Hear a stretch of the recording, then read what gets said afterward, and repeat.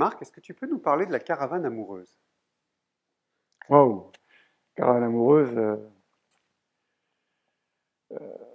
en fait, ça a été consécutif à quelque chose de très particulier. Pour cela, il faut que je revienne un peu dans le temps. Euh, Voilà, moi, j'ai voyagé avec mon piano pendant, ça fait plus de 30 ans maintenant que je voyage avec mon piano. Et à l'époque, dans le milieu classique, c'est clair que je passais pour un farfelu, un excentrique, un illuminé, voilà. Puis quand je rentrais de mes voyages, mes voisins, les gens me disaient, mais quand je rentrais par exemple de Guinée, Conakry, les gens me disaient, et que j'étais parti jouer du piano, les gens me disaient, mais ils comprennent quelque chose, ils sont pas dans les arbres, ces gens-là. Voilà, quand je revenais du Maghreb, ah, mais tu vas te faire égorger, les Arabes, les Arabes, à quoi ça sert de jouer pour ces gens-là? Ils vont te voler ton piano. Quand je suis rentré j'ai traversé tout le Sahara avec le piano. Les gens me disaient, ah, t'as joué, t'en as marre de jouer dans les salles vides. C'est pour ça que tu joues dans le désert. Voilà, c'était un petit peu les retours que j'avais. Voilà, et ça a duré plus de 20 ans. Et puis une année, une équipe de cinéma m'accompagne, réalise donc un film d'une de mes aventures, qui était celle de traverser, de faire le rallye du Paris-Dakar et de montrer comment voilà, on l'a fait au rythme du regard, on n'a écrasé personne, voilà, et comment voilà, les gens pouvaient réagir voilà, face à cette rencontre euh, improbable, voilà, d'un piano à queue en Mauritanie, au Maroc et au Sénégal. Et puis improbable parce que dans la brousse, parce que dans le désert, parce que voilà. Et le film a été très très bien réussi. Ça s'appelle Le Piano des Sables, qui a été réalisé par Arnaud Petitet. C'est un film qui a fait des tas de festivals, des forums qui tournent autour du voyage, enfin voilà, qui a remporté des prix. Enfin. Et du coup, bah, ça a déclenché une réaction totalement inattendue de l'engouement vraiment du public, l'envie de vivre ça. Les gens me disaient, ah, j'aimerais me faire une petite souris, me cacher dans votre piano et venir avec vous.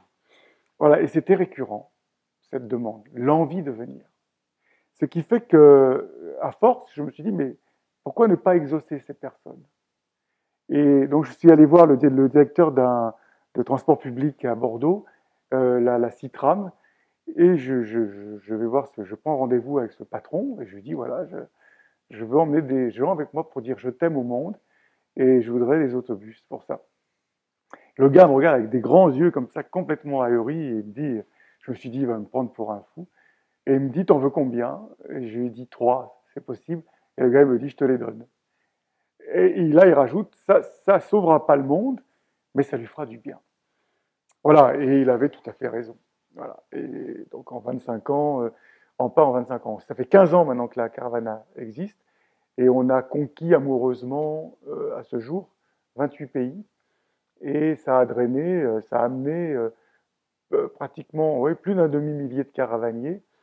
Et ce projet, qui au début faisait sourire, voilà, me ramenait des moqueries genre utopie, baba cool, ça sert à rien, enfin voilà, secte aussi, secte, caravane amoureuse. Aujourd'hui, c'est un projet qui est retenu par l'UNESCO, voilà, et puis qui est entré dans le cadre de la décennie mondiale pour la paix. Voilà ce que je pourrais dire sur la caravane amoureuse. Comment on peut aider la caravane amoureuse? Comment on peut aider la caravane amoureuse? Bah, de plusieurs façons.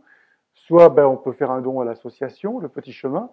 Il faut aller sur le site marcvela.com, il y a tous nos coordonnées. Soit en venant nous aider, voilà, au domaine, de venir au domaine, de participer lorsqu'il y a des réunions, notamment au moment du Festi Piano qui se passe en juillet.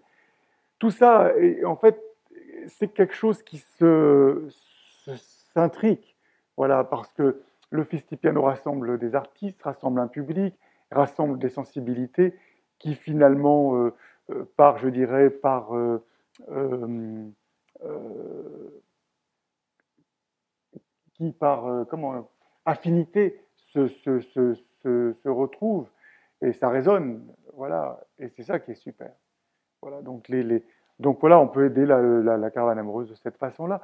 Et puis aussi, on peut l'aider aussi en proposant des destinations.